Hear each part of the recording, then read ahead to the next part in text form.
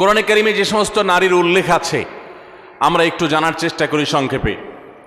প্রথমেই সবার আগে যার নাম আসে মারিয়াম, যার আলোচনা কোরআনের পৃষ্ঠায় পৃষ্ঠায় পাড়ায় পাড়ায় সুরায় সুরায় রয়েছে, বিভিন্ন জায়গায় জায়গায় আল্লাহ তাআলা করেছেন। সেই মারিয়াম তিনি হলেন গোটা পৃথিবীর কিয়ামত পর্যন্ত আগত আমাদের সকল মা বোনদের জন্য সবচেয়ে উজ্জ্বল উদাহরণ, সবচেয়ে উজ্জ্বল দৃষ্টান্তগুলোর একটি। কোরআনে মারিয়ামের পাশাপাশি আমাদের মা, মুমিনদের মা উম্মুল মুমিনিন নবীপত্নী আয়েশা রাদিয়াল্লাহু তাআলা আনহা, তার সম্পর্কে সূরা নূরে কয়েকটি আয়াতে আল্লাহ রাব্বুল আলামিন আলোকপাত করেছেন। আমরা অনেকে জেনে থাকব আয়েশা রাদিয়াল্লাহু তাআলা আনহার চরিত্রে কালিমা লেপনের অপচেষ্টা এবং ঘৃণ্য কর্ম করেছিল মুনাফিকরা। আল্লাহ রাব্বুল আলামিন তার পুততা, পবিত্রতা, তার সতীত্ব এবং তার ব্যাপারে যে মিথ্যা অপবাদ দেওয়া হয়েছে সেই মিথ্যা অপবাদ এবং ষড়যন্ত্র সম্পর্কে কোরআনে কারিমে অনেকগুলো আয়াত নাজিল করেছেন।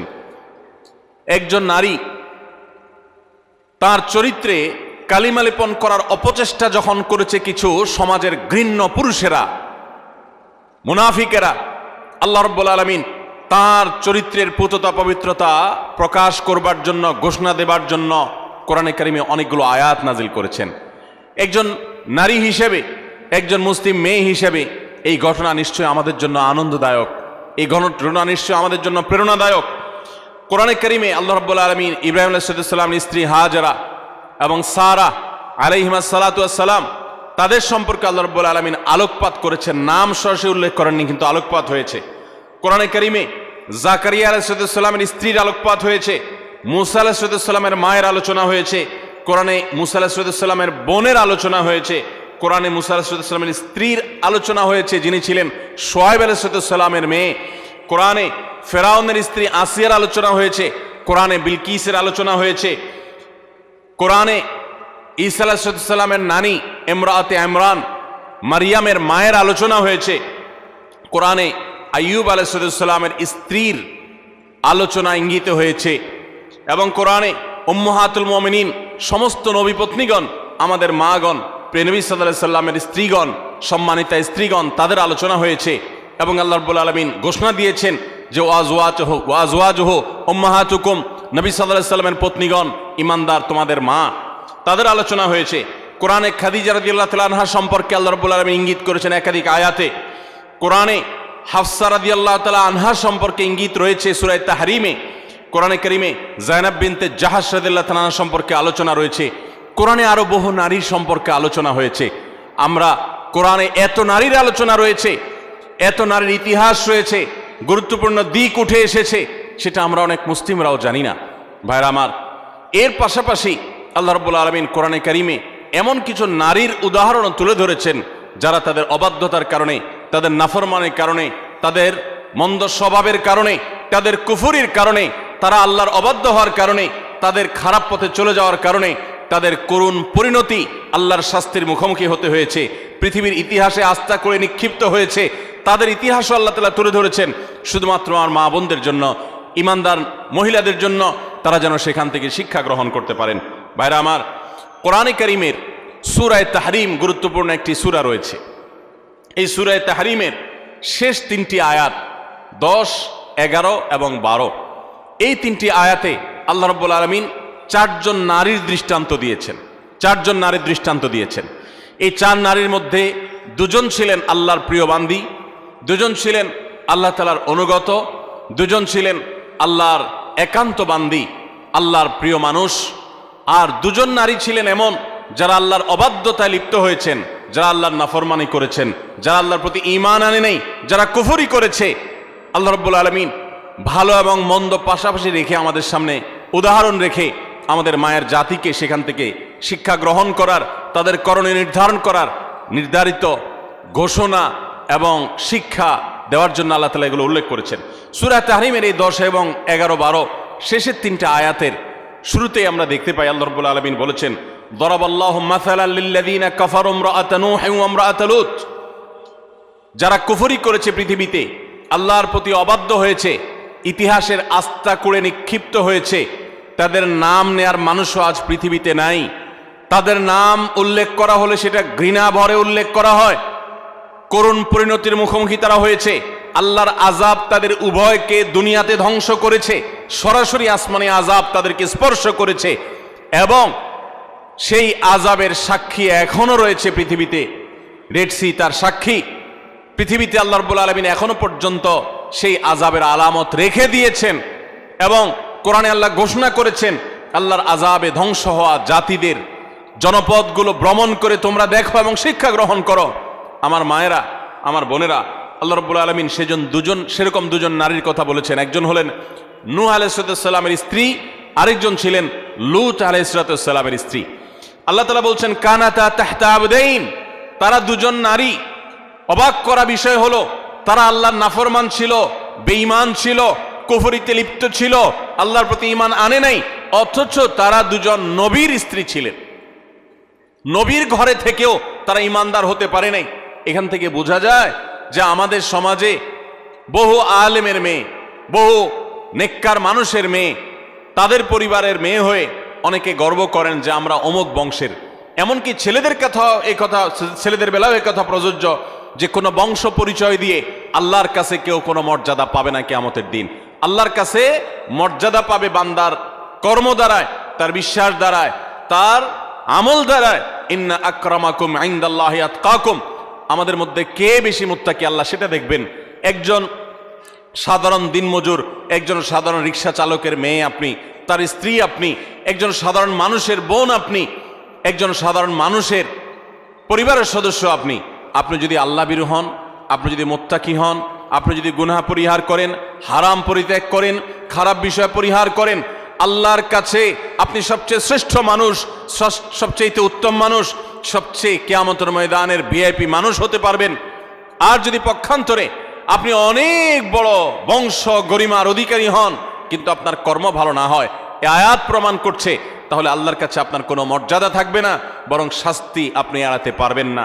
আল্লাহ রাব্বুল আলামিন সেটাই বলেছেন কানাতা তাহতা আবদাইন মিন ইবাদিনা সালিহিন, আমার দুজন নেককার বান্দা অর্থাৎ দুজন নবী নূহ এবং লূত আলাইহিস সালাম, কোরআনে যাদের আলোচনা সবচেয়ে বেশি হয়েছে, যাদের ইতিহাস সবচেয়ে বেশি তুলে ধরা হয়েছে, তাদের মধ্যে এই দুজন নবী অন্যতম। লূত আলাইহিস সালামের এবং নূহ আলাইহিস সালামের এরকম দুইজন আল্লাহ তাআলার নেককার বান্দা এবং আল্লাহর প্রিয় নবী, তাদের স্ত্রী ছিলেন ফাখানাতাহুমা, এরপরও তারা তাদের প্রতি ঈমান আনে নাই, তারা আল্লাহর অবাধ্য হয়েছে, নাফরমানি করেছে। ফালাম ইউগনিয়া মিনাল্লাহি শাইআ, এজন্য তারা নবীর স্ত্রী হয়েও কোনো লাভ হয় নাই, কোনো কাজে আসে নাই। ওয়াকিলা দুখুলান নার মা আদ-দাখিলিন, বরং তাদেরকে জাহান্নামে প্রবেশ করার জন্য পরিষ্কারভাবে বলে দেওয়া হয়েছে, অর্থাৎ তোমাদের কৃতকর্মের দরুন তোমরা জাহান্নামে নিক্ষিপ্ত হও, সেই করুণ পরিণতির কথা তাদেরকে জানিয়ে দেওয়া হয়েছে। ঠিক এর পাশাপাশি আল্লাহ রাব্বুল আলামিন দুজন ভালো নারীর দৃষ্টান্ত দিয়েছেন পরবর্তী দুটি আয়াতে। সেই ভালো নারী যাদের দৃষ্টান্ত আল্লাহ রাব্বুল আলামিন দিয়েছেন সেটি হলো, তারা হলেন ওয়াদরাবাল্লাহু মাসাল লিল্লাযিনা আমানু ইমরাআতা ফিরআউন, যারা ঈমানদার তাদের সম্পর্কে আল্লাহ রাব্বুল আলামিন বলেছেন যে ঈমানদারদের জন্য উজ্জ্বল উদাহরণ দৃষ্টান্ত হলো ফেরাউনের স্ত্রী। ফেরাউন আল্লাহর অবাধ্য ছিল, নাফরমান ছিল, অথচ তার স্ত্রী আসিয়া আলাইহিস সালাম তিনি ছিলেন আল্লাহর অনুগত বান্দা, আল্লাহর প্রতি ঈমান এনেছেন। ইয ক্বালাত রাব্বি ইবলি ইনদাকা বাইতান ফিল জান্নাহ, তোমরা স্মরণ করো সেই সময়ের কথা যখন এই পাপিষ্ঠ ফেরাউন নিজের স্ত্রীকে কঠিন এবং পীড়াদায়ক যন্ত্রণাদায়ক শাস্তি দিয়ে তাকে হত্যা করেছে নির্মমভাবে। তিনি যখন শাহাদাতের সুধা পান করছিলেন তখন আল্লাহর কাছে দোয়া করেছেন রব্বি ইবনি লি ইনদাকা বাইতান ফিল জান্নাহ, আল্লাহ এই যে আমার প্রাণ বের হচ্ছে আযাবে তোমার প্রতি ঈমান আনার কারণে, তুমি এর বিনিময়ে আমার জন্য জান্নাতে গৃহ নির্মাণ করিও। ওয়ানাজ্জিনি মিন ফিরআউনা ওয়া আমালি, এবং ফেরাউনের যে কর্মকাণ্ড এগুলো থেকে আমাকে মুক্তি দাও। ওয়ানাজ্জিনি মিনাল কওমিজ জালিমিন, আর এই জালেম সম্প্রদায় থেকে আমাকে নাজাত দাও আল্লাহ। একজন হলেন ফেরাউনের স্ত্রী আসিয়া, তিনি আল্লাহর অনুগত বান্দি ছিলেন। আরেকজনের কথা আল্লাহ বলছেন ওয়া মারইয়াম বিনতে ইমরান, আরেকজন নারীর দৃষ্টান্ত তোমাদের সামনে দিচ্ছি, নেককার নারীর দৃষ্টান্ত। তিনি হলেন ইমরানের স্ত্রী, ইমরানের মেয়ে মারিয়াম ঈসা আলাইহিস সালামের মা, আল্লাতী আহসানাত ফারজাহা, যিনি তার চরিত্রকে হেফাজত করেছেন, তার চরিত্রে কোনো কালিমা লাগতে দেননি, কোনো গুনাহে লিপ্ত হননি, কোনো হারামে জড়াননি। তিনি পরিপূর্ণ পুত পবিত্রা একজন নারী ছিলেন, সচ্চরিত্রবান একজন মানুষ ছিলেন। ফানাফাখনা ফীহি মির রূহিনা, তো আল্লাহ তাআলার রূহ, আল্লাহর বিশেষ অর্ডার তার কাছে এসেছে, যার ফলশ্রুতিতে ঈসা আলাইহিস সালামের মতো সন্তান বাবা ছাড়া সরাসরি আল্লাহর নির্দেশে অলৌকিকভাবে তিনি জন্ম দিয়েছেন। ওয়াসাদ্দাকাত বিকালিমাতি রাব্বিহা ওয়া কুতুবিহি ওয়া কানাত মিনাল কানিতিন, এবং তিনি আল্লাহ তাআলার অনুগত বান্দী ছিলেন। আল্লাহর কালিমাতকে তিনি বিশ্বাস করেছেন, আল্লাহর কিতাব, আসমানি কিতাবকে বিশ্বাস করেছেন, আল্লাহর অনুগত বান্দী ছিলেন। তাহলে এই তিনটি আয়াতে সূরা তাহরিমে আমরা চারজন নারীর দৃষ্টান্ত পেলাম গোটা দুনিয়ার সমস্ত নারীদের জন্য। এই চারজন নারীর দৃষ্টান্ত অনেক গুরুত্বপূর্ণ, শিক্ষণীয়। আমাদের উচিত, বিশেষ করে প্রত্যেক মুসলিম নারীর উচিত, সূরা তাহরিমের এই শেষ তিনটি আয়াতে যে চারজন নারীর দৃষ্টান্ত দেওয়া হয়েছে সেই দৃষ্টান্তগুলো ভালো করে ব্যাখ্যা সহকারে পড়া, তাদের জীবনী সম্পর্কে জানা এবং তাদের কর্ম এবং কর্মফল সম্পর্কে অবগত হওয়া। এর ফলে আমরা ভালো হওয়ার প্রেরণা পাবো, মন্দ পথ থেকে বেঁচে থাকার প্রেরণা ইনশাআল্লাহ আমরা লাভ করতে পারবো। আল্লাহ রাব্বুল আলামিন আমাদের সকলকে এই সমস্ত কোরআনে কারীমের উজ্জ্বল উদাহরণগুলো, দৃষ্টান্তগুলো থেকে শিক্ষা গ্রহণ করার তৌফিক দান করুন। আমাদের মা বোনরা অনেকে কোরআনে কারীম সহি করে পড়তেও পারেন না, আবার অনেকে পড়তে পারেন কিন্তু তারা কোরআনে কারীমের অর্থ বোঝেন না, ব্যাখ্যা জানেন না, জানার আগ্রহ নাই, প্রচেষ্টা নেই। এটা খুবই দুঃখজনক একটি ব্যাপার, অত্যন্ত বেদনাদায়ক একটি অধ্যায়। কোরআন আল্লাহ তাআলা দিয়েছেন, আমার বোন, আপনাকে লক্ষ্য করে আল্লাহ তাআলা উদাহরণ দিয়েছেন। আপনার বয়স 30, 35, 40 হয়ে গেছে, অথচ আপনি একটি বারের জন্য সেটা খুলে দেখার, পড়ে দেখার প্রয়োজনীয়তা অনুভব করেন নাই। আপনি এটিকে জানার ফুরসতটুকু আপনার জীবনে পান নাই। কিয়ামতের ময়দানে কি নিয়ে আল্লাহর সামনে দাঁড়াবেন, কোন মুখে আল্লাহর কাছে জান্নাত আশা করবেন? এজন্য আমি আবারও আপনাদেরকে উদাত্ত আহ্বান করতে চাই, আমার মা বোনেরা, আপনারা সূরা তাহরিমের শেষ তিনটি আয়াত, আরও নারীদের সংশ্লিষ্ট যে সমস্ত বিষয় আসো রয়েছে কোরআনে, এগুলো আপনারা জানার চেষ্টা করবেন। নবী সাল্লাল্লাহু আলাইহি ওয়াসাল্লামের হাদিসে যা বলা হয়েছে সেগুলো জানার চেষ্টা করবেন। আল্লাহ তাআলা আমাদের সকলকে ঈমানদার, আল্লাহর অনুগত যে সমস্ত বান্দিরা ছিলেন, আমাদের মা বোনদেরকে তাদের অনুসরণ অনুকরণ করার তৌফিক দান করুন।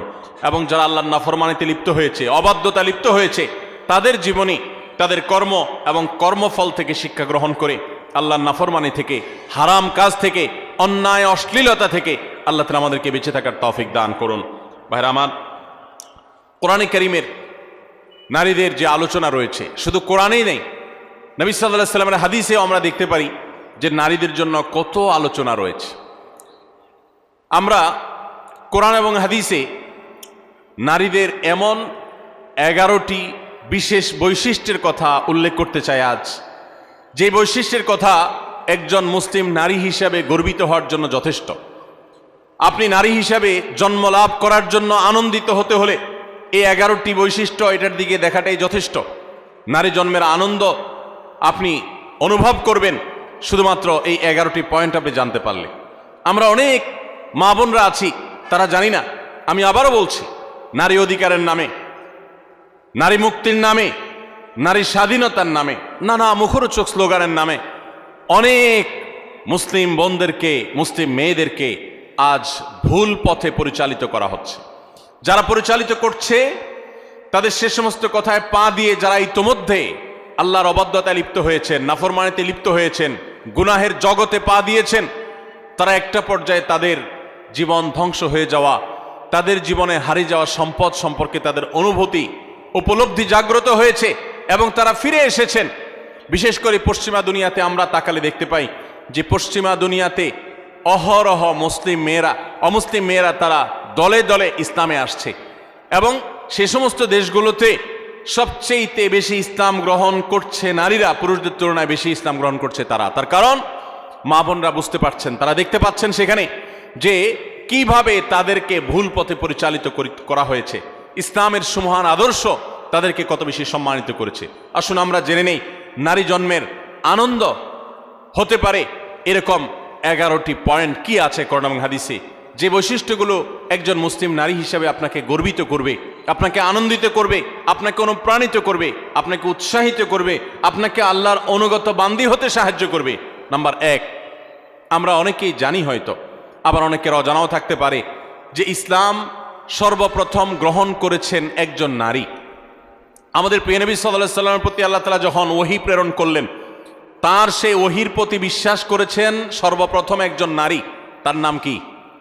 খাদিজা রাদিয়াল্লাহু তাআলা আনহা, কোন পুরুষ প্রিয়নবী সাল্লাল্লাহু আলাইহি ওয়াসাল্লামের প্রতি ঈমান আনেন নাই আগে, সবার আগে নারীরা ঈমান এনেছেন। খাদিজা রাদিয়াল্লাহু তাআলা আনহা ইসলামের প্রথম মুসলিম সদস্য নারী, কোনো পুরুষ না। দ্বিতীয়ত, ইসলামের প্রথম শহীদ হলেন একজন নারী, সুমাইয়া রাদিয়াল্লাহু তাআলা আনহা। ইসলামের জন্য যিনি নিজের জীবনকে উৎসর্গ করেছেন, ইসলামের জন্য জীবন উৎসর্গ করার মতো এরকম গৌরব, এরকম মর্যাদার অধিকারী হয়েছেন একজন নারী, সুমাইয়া রাদিয়াল্লাহু তাআলা আনহা। ভাইরা আমার, আমাদের মুসলিম মেয়েদের আনন্দিত হওয়ার জন্য, তাদের আল্লাহর কাছে কৃতজ্ঞতা প্রকাশ করবার জন্য এই একটি পয়েন্ট যথেষ্ট, যে ইসলামের জন্য পৃথিবীতে যুগ যুগ ধরে পুরুষরাই সবচেয়ে বেশি তাদের আত্মত্যাগ করেছেন, শাহাদাত বরণ করেছেন, জীবন দিয়েছেন, কিন্তু এর সূচনা করেছেন একজন নারী, এর শুরুটা করেছেন একজন নারী। তিনি ছিলেন সুমাইয়া রাদিয়াল্লাহু তাআলা আনহা, এমন একজন সাহাবী, নির্মমভাবে তাকে শাহাদাতের পেয়ালা পান করতে হয়েছে, আল্লাহর দ্বীনের জন্য তিনি জীবন দিয়েছেন। আমার মা বোনরা, একজন নারী, তিনি শাহাদাতের এই পথ সর্বপ্রথম দেখিয়েছেন, প্রথম পেয়ালা তিনি পান করেছেন শাহাদাতের। এটি কি আমাদের মা বোনদের গর্বের জন্য যথেষ্ট নয়? তৃতীয়ত, প্রিয়নবী সাল্লাল্লাহু আলাইহি সাল্লাম তার জীবনের একেবারে শেষের দিকে এসে অত্যন্ত হৃদয়গ্রাহী যে ওয়াসিয়ত ছিল, তার উপদেশ ছিল, সেই উপদেশের মধ্যে একটি ছিল ফাস্তাউসু বিন-নিসাই খায়রা।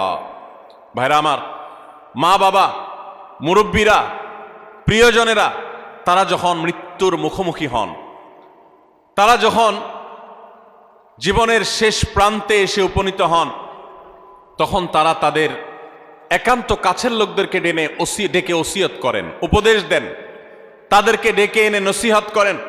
জীবনের শেষ মুহূর্তে যাওয়ার সময় ছেলে মেয়েদের দিকে তাকিয়ে তাদের মাথায় হাত বুলিয়ে অত্যন্ত স্নেহ, পরম মমতার সাথে যে উপদেশ দেওয়া হয়, সেটার গুরুত্ব অপরিসীম।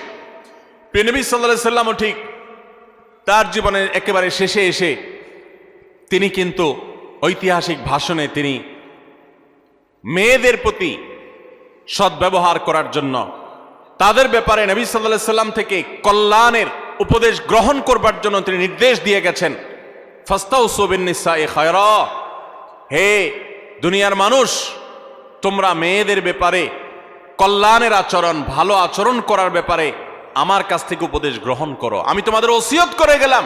প্রিয়নবী সাল্লাল্লাহু আলাইহি ওয়াসাল্লাম এরকম হৃদয়গ্রাহী ভাষায় মা বোনদের ব্যাপারে সাবধান সতর্ক করে গেছেন। তার জীবনের শেষ সতর্ক বাণীগুলোর মধ্যে থেকে একটি, যে নারীদের ব্যাপারে তোমরা আমার কাছ থেকে উপদেশ গ্রহণ করো, কল্যাণ, তাদের সাথে তোমরা কল্যাণের আচরণ করবে, তাদের কল্যাণকামী হবে, সুন্দর আচরণ করবে, তাদের কোনো কষ্ট দিবে না। অর্থাৎ এই মর্মে আমি তোমাদেরকে ওসিয়ত করে যাচ্ছি, আমার এই ওসিয়তকে তোমরা মেনে চলবে। মায়েদের আনন্দের একটা বিষয় এটি, তাদের গর্ব করার মতো একটি বিষয় এটি, যে প্রিয় নবী সাল্লাল্লাহু আলাইহি ওয়াসাল্লাম জীবনের শেষ ওসিয়তগুলোর মধ্যে থেকে একটি ছিল আমাদের ব্যাপারে যেন সবাই সজাগ থাকে, সুন্দর দৃষ্টি রাখে।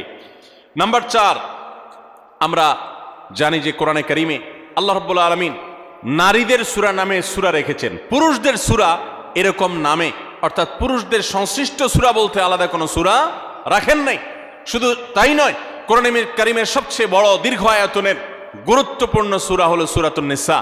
এই সূরাতুন নিসা আল্লাহ তাআলা নারীদের নামে নামকরণ করেছেন। সেখানে নারীদের সমস্ত অধিকারগুলো, তাদের বিধিবিধানগুলো, তাদের মর্যাদা, তাদের করণীয়, তাদের জন্য মোটিভেশন আল্লাহ তাআলা সেখানে রেখেছেন। শুধু সূরা নিসাই নয়, কোরআনে কারিমে আল্লাহ রাব্বুল আলামিন সূরা নিসার পাশে সূরা তাহরিম, সূরা তালাক, সূরা মুজাদালা, অনেকগুলো সূরা নারীদের জন্য, নারীদের বিধিবিধান সংশ্লিষ্ট বিষয়গুলোর জন্য তাআলা নাজিল করেছেন। এগুলো এক একটা 2 পৃষ্ঠা 4 পৃষ্ঠার সূরা, আর সূরা নিসা তো বহু পৃষ্ঠা সম্বলিত সূরা। কোরআনে কারিমে 25 জন নবী রাসূলের আলোচনা যেরকম রয়েছে, ঠিক একইভাবে 20-25 জন মহিয়সী নারীর আলোচনা কোরআনে রয়েছে।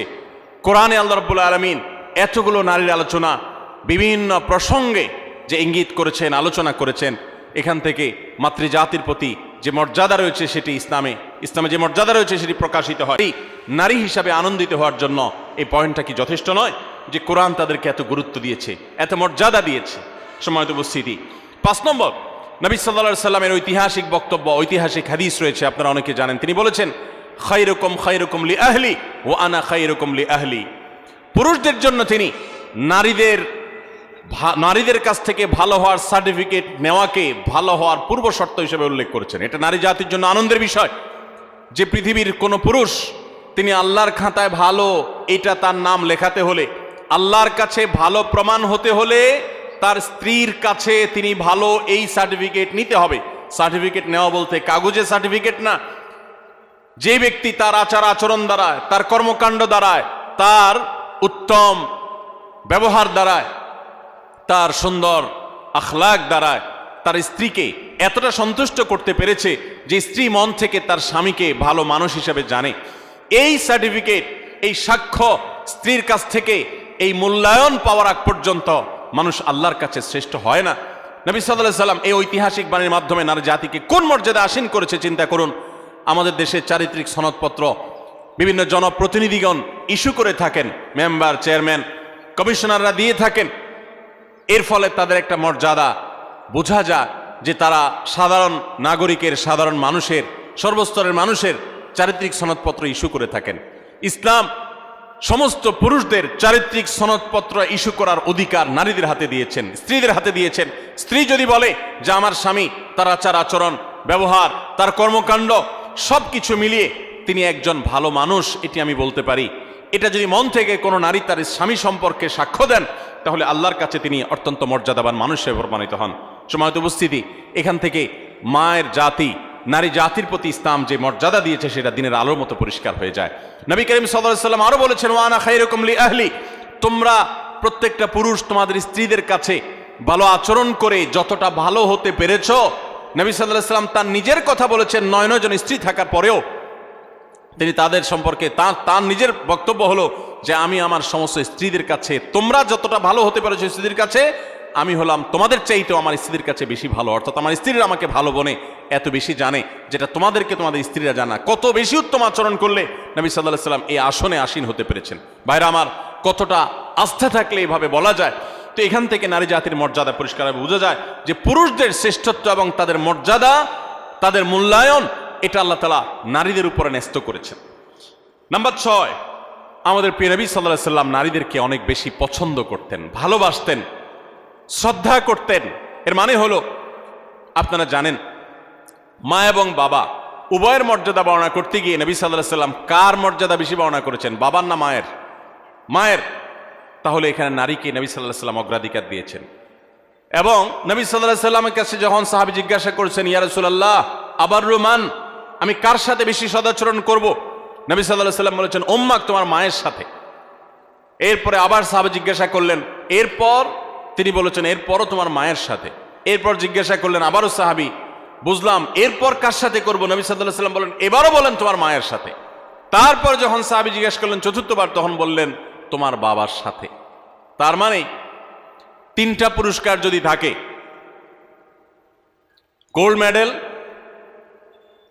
ব্রোঞ্জ মেডেল, সিলভার মেডেল, এই সব মেডেল পুরস্কারগুলো একেবারে প্রথম, দ্বিতীয়, তৃতীয় সব পুরস্কারগুলো নবী সাল্লাল্লাহু আলাইহি সাল্লাম দিয়েছেন মাকে। আর 4 নম্বর সান্ত্বনা পুরস্কার দিয়েছেন বাবাকে। তাহলে এখানে মায়ের মর্যাদা বেশি দেওয়া হয়েছে না বাবার মর্যাদা বেশি দেওয়া হয়েছে? দিনের আলোর মতো পরিষ্কার।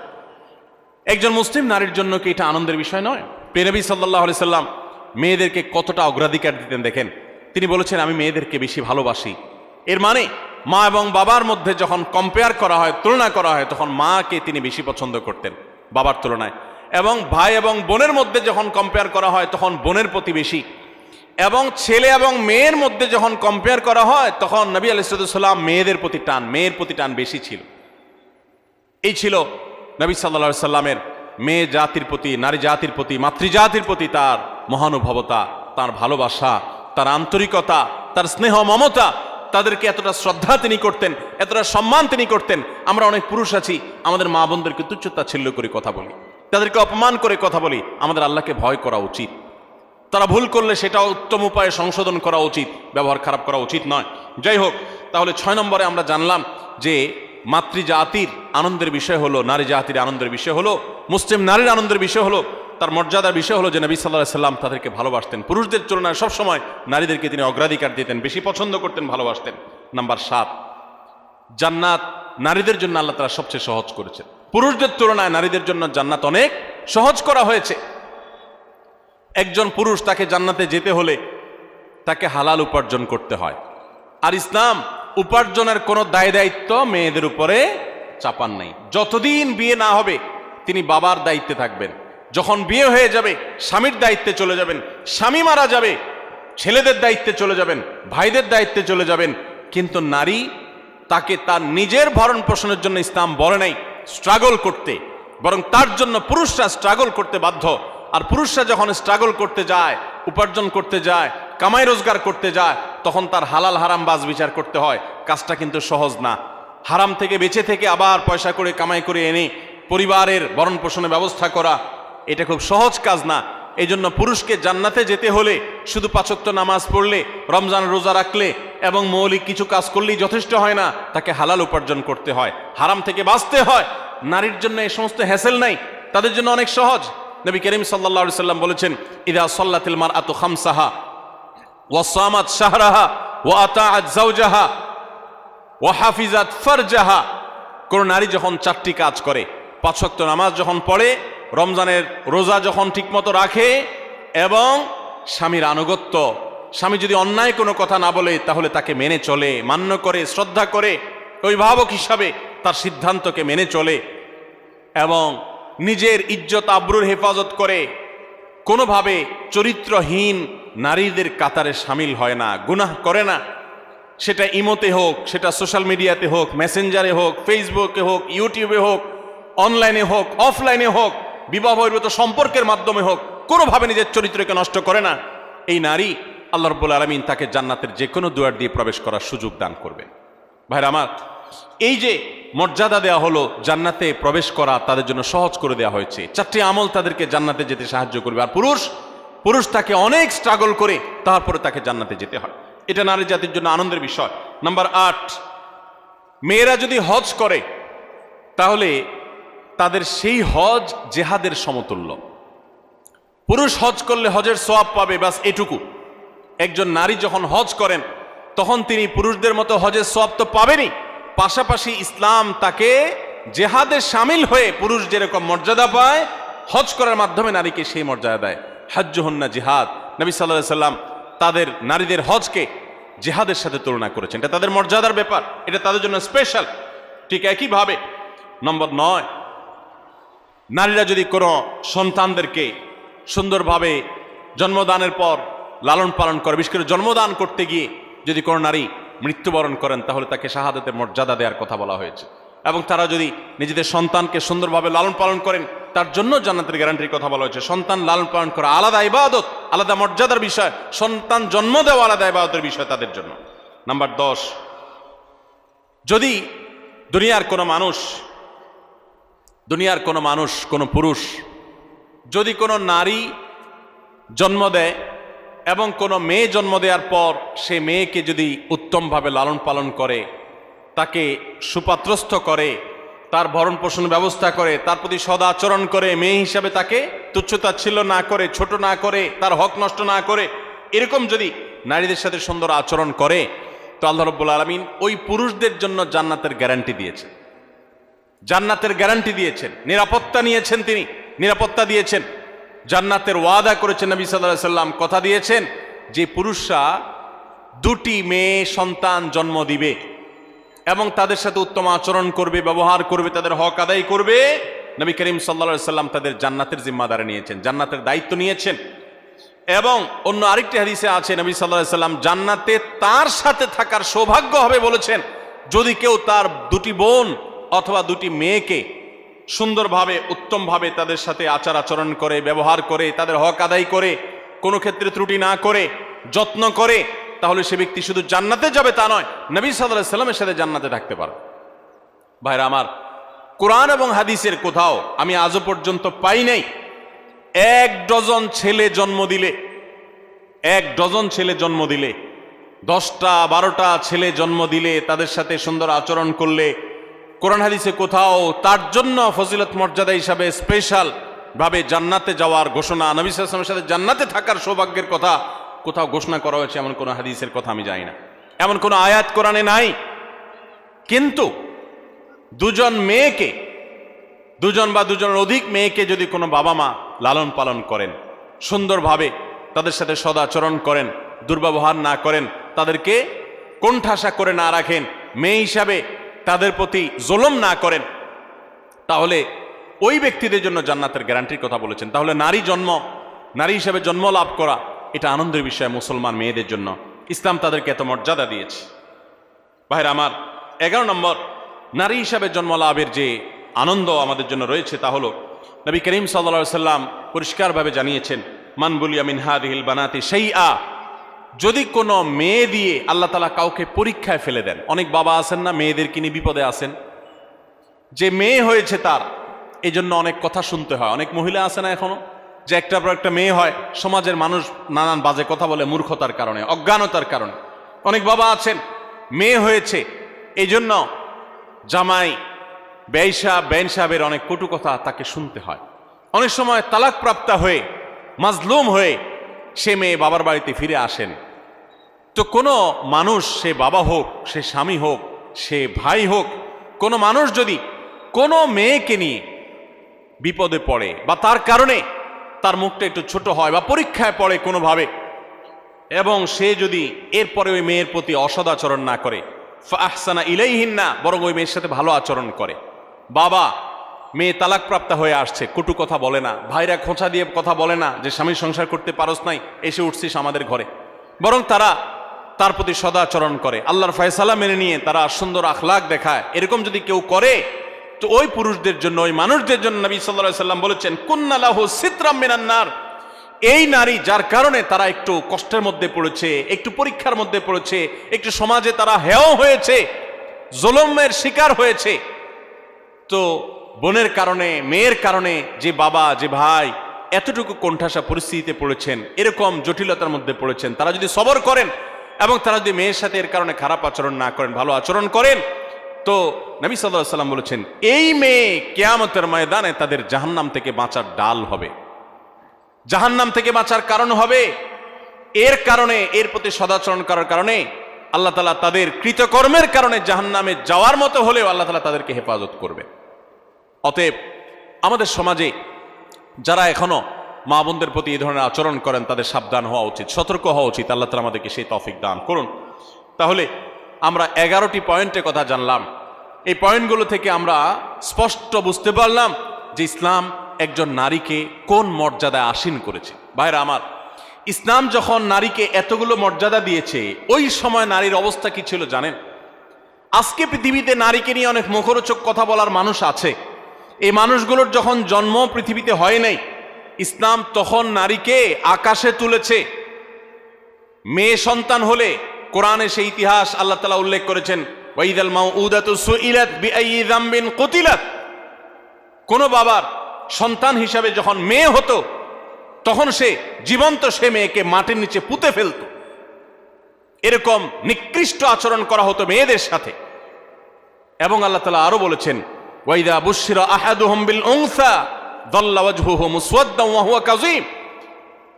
জাহিলি যুগে, ইসলাম আসার আগে পৃথিবীতে আরবে যখন কাউকে তার কন্যা সন্তান হয়েছে সংবাদ দেয়া হতো, কারো সন্তান হয়েছে যদি বলা হতো মেয়ে হয়েছে, তখন তার মুখটা কালো হয়ে যেত। ইয়াতাওয়ারা মিনাল কওম মিন সুই মা বুশিরা বিহি, তখন সে মুখ লুকাতো, মানুষের সামনে যেত না, লজ্জা বোধ করত যে তার মেয়ে হয়েছে।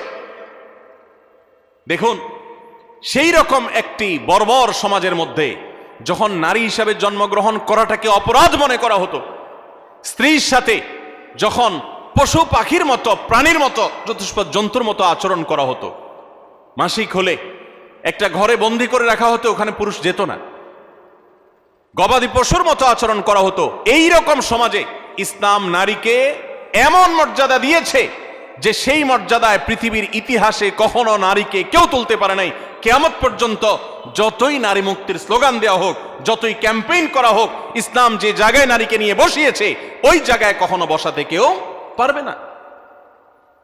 এতগুলো মর্যাদার কথা ইসলাম নারীদের জন্য দিয়েছে। আমাদের অনেক মা বোন, এমনকি অনেক পুরুষরা, আমরা অনেক মুখরোচক স্লোগান শুনে প্রতারিত হয়ে যাই, আমরা ধোকায় পড়ে যাই, আমরা এই সমস্ত প্রতারণার ফাঁদে পড়ে আমাদের ঈমান আমল নষ্ট করি, কোরআন হাদিসের প্রতি আমাদের আস্থা নষ্ট হয়ে যায় অনেকের। দেখুন, ইসলাম একজন নারীকে যে মর্যাদাগুলো দিয়েছে, এই 11টি মর্যাদার কথা আমরা আবারও এক নজরে বলে দিচ্ছি। নাম্বার 1, প্রথম ইসলাম গ্রহণ করার গৌরব আল্লাহ তাআলা একজন নারীকে দিয়েছেন, কোন পুরুষকে দেন নাই। তিনি ছিলেন খাদিজা রাদিয়াল্লাহু তাআলা আনহা, ইসলামের প্রথম সদস্য একজন নারী। আবু বকর রাদিয়াল্লাহু তাআলা তারপর ইসলাম গ্রহণ করেছেন। সবার আগে ইসলাম গ্রহণ করেছেন কে? খাদিজা রাদিয়াল্লাহু তাআলা আনহা। নারী জাতির জন্য কত গৌরবের বিষয়, এটা আল্লাহ তাআলা এই মর্যাদা দিয়েছেন তাদেরকে। দ্বিতীয়ত, ইসলামের জন্য সবচেয়ে বড় আত্মত্যাগের বিষয় হলো শাহাদাত, নিজের জীবন আল্লাহর রাস্তায় বিলিয়ে দেওয়া। ইসলামের জন্য সর্বপ্রথম জীবন বিলিয়ে দেওয়ার এই মর্যাদা, এই গৌরব আল্লাহ তাআলা দিয়েছেন একজন নারীকে, তিনি ছিলেন সুমাইয়া রাদিয়াল্লাহু তাআলা আনহা। তৃতীয়ত, প্রিয় নবী সাল্লাল্লাহু আলাইহি সাল্লামের বিদায় হজে তার জীবনের শেষের দিকে যে ঐতিহাসিক বক্তব্য দিয়েছেন, সেই ঐতিহাসিক ভাষণে যাদের প্রতি বিশেষ যত্নশীল হওয়ার জন্য পুরুষদেরকে অন্য সবাইকে নির্দেশ করেছেন, তারা হলেন নারীরা। ফাস্তাউসু বিন-নিসাই খায়রা, তোমরা মেয়েদের প্রতি সদাচরণ করার ব্যাপারে আমার কাছ থেকে ওসিয়ত গ্রহণ করো, আমি ওসিয়ত করতেছি তোমাদেরকে। নবী সাল্লাল্লাহু আলাইহি সাল্লাম নারীদের প্রতি সদাচরণ করার ওসিয়ত করে গেছেন, এটা নারী জাতির জন্য গৌরবের বিষয়। নাম্বার 4, কোরআনে কারীম নারী জাতিকে এত গুরুত্ব দিয়েছে যে কোরআনের সবচেয়ে বড় সূরাগুলোর একটি হলো সূরাতুন নিসা, নারীদের সূরা। সূরায়ে নাজিল করেছেন আল্লাহ তাআলা নারীদের সূরা বলে। পুরুষদের সূরা বলতে সূরাতুর রিজাল বলতে কোনো সূরা নাই, নারীদের সূরা বলতে সূরা আছে। শুধু তাই নয়, কোরআনে কারীমে এই সূরায় যেরকম নারীদের অধিকার, তাদের জন্য উপদেশ, তাদের প্রতি অন্যদের কর্তব্য, তাদের সংশ্লিষ্ট বিধিবিধান আলোকপাত করেছেন, ঠিক একইভাবে কোরআনে কারীমে আরো অনেকগুলো গুরুত্বপূর্ণ সূরা, কয়েক পৃষ্ঠাব্যাপী যে সমস্ত সূরা রয়েছে, সূরা তাহরিম, সূরা তালাক, সূরা মুজাদালা, নারীদের জন্য উল্লেখ করেছেন। কোরআনে 25 জন নবী রাসূলের যেরকম আল্লাহ তাআলা আলোচনা করেছেন, 20-25 জন মহিষী নারীর আলোচনা করেছেন। মারিয়ামের আলোচনা, আয়েশার আলোচনা, সারা হাজারের আলোচনা, যাকারিয়ার স্ত্রীর আলোচনা, মুসা ইসলামের মায়ের আলোচনা, মুসা ইসলামের স্ত্রী শুআয়ব ইসলামের মেয়ের আলোচনা, মুসা ইসলামের বোনের আলোচনা, উম্মাহাতুল মুমিনিনের আলোচনা, নবীপতিদের আলোচনা, বিলকিসের আলোচনা, ফেরাউনের স্ত্রী আসিয়ার আলোচনা, ইমরানের স্ত্রী তার আলোচনা, ঈসা ইসলামের নানী ঈসা ইসলামের মা মারিয়ামের আলোচনা, এবং আইয়ুব আলাইহিস সালামের স্ত্রীর আলোচনা, এবং খাদিজা রাদিয়াল্লাহু তাআলা আলোচনা, আয়েশা রাদিয়াল্লাহু তাআলা আলোচনা, হাফসার আলোচনা, যারাহ বিনতে জাহাশ রাদিয়াল্লাহু তাআলা আনহুন্না তাদের আলোচনা, এরকম আর অনেক নেককার মহিষী নারীর আলোচনা কোরআন উল্লেখ করেছেন। এ থেকে কোরআন যে নারীদের মর্যাদা সেটি বোঝা যায়। নাম্বার 5, নবী সাল্লাল্লাহু আলাইহি সাল্লাম বলেছেন, তোমাদের মধ্যে সবচেয়ে উত্তম সে যে ব্যক্তি তার স্ত্রীর কাছে ভালো হতে পেরেছে, যার স্ত্রী তার ব্যাপারে সাক্ষ্য দেয় যে আমার স্বামী একজন আসলে আপাদমস্তক ভালো মানুষ, ভেতর থেকে সাক্ষ্য যে নিতে পারে, এই মূল্যায়ন যে নিতে পারে, সেই হলো প্রকৃত অর্থে ভালো মানুষ। নারীদের কাছে পুরুষদের মর্যাদার মূল্যায়নের চাবিকাঠি এবং সুইচ নবী সাল্লাল্লাহু আলাইহি সাল্লাম তাদের হাতে দিয়ে দিয়েছেন। কত বড় মর্যাদার বিষয়টি তাদের জন্য। নাম্বার 6, নবী সাল্লাল্লাহু আলাইহি সাল্লাম সবসময় নারীদেরকে বেশি অগ্রাধিকার দিতেন, পুরুষের তুলনায় বেশি পছন্দ করতেন, ভালোবাসা দিতেন, স্নেহ মমতা দিতেন। এজন্য মেয়েদের প্রতি তার ভালোবাসা ছিল অনেক বেশি। শুধু তিনি নন, ইমাম মালিক রাহমাতুল্লাহ আলাইহি বলেছেন, আল আম্বিয়া ওয়া আবুল বানাত, নবীগণ হলেন মেয়েদের বাবা। বেশিরভাগ নবীদেরকে আল্লাহ তাআলা মেয়ে সন্তান বেশি দিয়েছেন, এটা তাদের জন্য গৌরবের। এবং এখান থেকে আমাদের শিক্ষার বিষয় রয়েছে। এবং নবী সাল্লাল্লাহু আলাইহি সাল্লাম মা এবং বাবার মধ্যে বাবাকে অগ্রাধিকার দিতেন, এবং মেয়ের মধ্যে মেয়েদেরকে বেশি ভালোবাসতেন। এটা তার সুন্নাহ ছিল, এটা তার অভ্যাস ছিল, তিনি বেশি পছন্দ করতেন তাদেরকে। এটাও নারী জাতির জন্য আনন্দের বিষয়। নাম্বার 7, জান্নাত মেয়েদের জন্য যাওয়া অনেক সহজ, অনেক সহজ।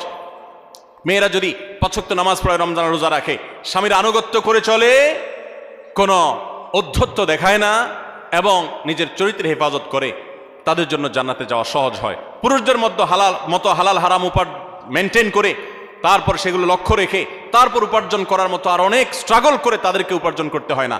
হালাল হারাম উপার্জন করতে গিয়ে পুরুষরা মানুষকে গালি দিয়ে হারাম কামাই করে জাহান্নামে যেতে হয়, মানুষের সাথে মারামারিতে লিপ্ত হতে হয়, অনেক কঠিন পরিস্থিতির মুখোমুখি হতে হয়। এসব হ্যাসেল মেয়েদের জন্য নয়। বরং কোন নারী তিনি যদি সন্তান জন্ম দিতে গিয়ে যদি তিনি মৃত্যুবরণ করেন, তাকে শাহাদাতের মর্যাদা দেওয়া হয়, তাদের জান্নাতে যাওয়ার পথ তুলনামূলকভাবে অনেক সুগম। নাম্বার 8, মেয়েদের হজকে আল্লাহ রাব্বুল আলামিন নবী সাল্লাল্লাহু আলাইহি সাল্লাম জিহাদের সাথে তুলনা করেছেন। তারা হজ করলে সেটা জিহাদের সওয়াব পাওয়া যায়। নাম্বার 9, মেয়েদেরকে লালন পালন করলে পুরুষদের জন্য নবী সাল্লাল্লাহু আলাইহি সাল্লাম জান্নাতের দায়িত্ব নিয়েছেন। শুধু তাই নয়, যদি 2 জন মেয়ে 2 জন বোনকে কেউ সুন্দরভাবে লালন পালন করে, সদাচরণ করে, তাদের প্রতি বৈষম্য না করে, ছেলেদেরকে দিল মেয়েদেরকে দিল না এরকম না করে, বরং ছেলেদেরকে যা দেয় মেয়েদেরকেও দেয়, তাদের প্রতি কোনো হক নষ্ট করে না, ছোট নজরে দেখে না, বৈষম্যের নজরে দেখে না, তাদের প্রতি ভালো আচরণ করে, সুশিক্ষা দেয়, দ্বীনের শিক্ষা দেয়, আল্লাহর সাথে পরিচয় করা, সুপাত্রস্থ করে, কোনোভাবে তাচ্ছিল্য করে না, অবজ্ঞা করে না, এরকম যদি কোনো পুরুষ করে, নবী সাল্লাল্লাহু আলাইহি ওয়াসাল্লাম তার জান্নাতের দায়িত্ব তো নিয়েছেন, পাশাপাশি হাদিসে এও বলা আছে যে নবী সাল্লাল্লাহু আলাইহি ওয়াসাল্লামের সাথে জান্নাতে থাকার সৌভাগ্য লাভ হবে ওই ব্যক্তির। নবী সাল্লাল্লাহু আলাইহি ওয়াসাল্লামের সাথে জান্নাত থাকার সুযোগ পাওয়া যাবে। নাম্বার 10 আর 11 নম্বর এবং সর্বশেষ পয়েন্ট হলো, যে ব্যক্তি তার পরিবারের কোনো মেয়ের কারণে তার মুখটা ছোট হয়, বিপদে পড়ে, তালাকপ্রাপ্ত হয়েছে, জুলুম করা হয়েছে এবং সমাজে তার মুখটা ছোট হয়েছে, সমাজের মানুষ অজ্ঞানতার কারণে, মূর্খতার কারণে তাকে নানান কটু কথা শোনায়, অথবা মেয়েদের ভরণ পোষণ তার উপর বর্তাইছে কোনো কারণে, তালাক হয়ে গেছে, তখন মা, বাপ, ভাই, যারা পুরুষ সদস্য আছেন বা অন্য নারী সদস্য আছেন, সবাই যদি সেই মেয়ের সেই কষ্টের কারণে, মেয়ের কারণে, কষ্টের কারণে বা কোনো প্রকার জটিল পরিস্থিতি পড়ার কারণে যদি সবর করে ধৈর্য ধারণ করে, নবী করিম সাল্লাল্লাহু আলাইহি ওয়াসাল্লাম বলেছেন কুন্না লাহু সিতরাম মিনান নার, তাহলে এই ব্যক্তির জন্য এই মেয়েরা আল্লাহর কাছে কিয়ামতের দিন জাহান্নাম থেকে মুক্তির কারণ হবে। এত মর্যাদা ইসলাম নারীদেরকে দিয়েছে। ভাইরা আমার, এই বিষয়ে একজন মুসলিম নারী হিসাবে আমাদের আল্লাহর কাছে শুকরিয়া আদায় করা উচিত, আল্লাহর আনুগত্য করা উচিত, আল্লাহর গোলামি করা উচিত, আল্লাহর দাসত্ব করা উচিত, আল্লাহর হুকুমগুলো মেনে চলা উচিত। আল্লাহ তাআলা আমাদের সবাইকে সেই তৌফিক দান করুন। একজন মুসলিম নারী হিসাবে জন্ম লাভ করার আনন্দের 11টি পয়েন্ট, 11টি কারণ এবং আনন্দিত হওয়ার 11টি উপলক্ষের কথা আমি তুলে ধরেছি। আরো বহু পয়েন্ট আছে, কোরআন হাদিস ঘাটলে আপনি দেখবেন ইসলাম কোথায় নিয়ে গেছে নারীকে। আমি আবারও বলছি, এখন নারীদের পক্ষে অনেক লম্বা লম্বা কথা বলার মানুষ পাওয়া যায়। বেশিরভাগ যারা নারীদের অধিকার নিয়ে কথা বলে, এদের বেশিরভাগের উদ্দেশ্যই অসৎ, পদ্ধতি ত্রুটিপূর্ণ। নারীদের অধিকার দিতে গিয়ে তাদেরকে রাস্তার বাহির করে ফেলে, তাদেরকে বিপদগামী করে ফেলে।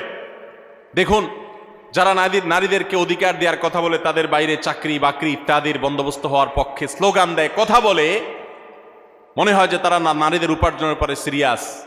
তারা দেখবেন যুবতী নারীদের চাকরি দেওয়ার ব্যাপারে সিরিয়াস। যে সমস্ত নারীরা রিটায়ারমেন্টে চলে গেছেন, বৃদ্ধা হয়ে গেছেন, তাদের দেখার কেউ নাই, এদের জন্য দেখবেন চাকরির পথ এরকম সুগম তারা করতে চায় না, বেছে বেছে তারা ইয়াং মেয়েদের চাকরি দিতে চায়।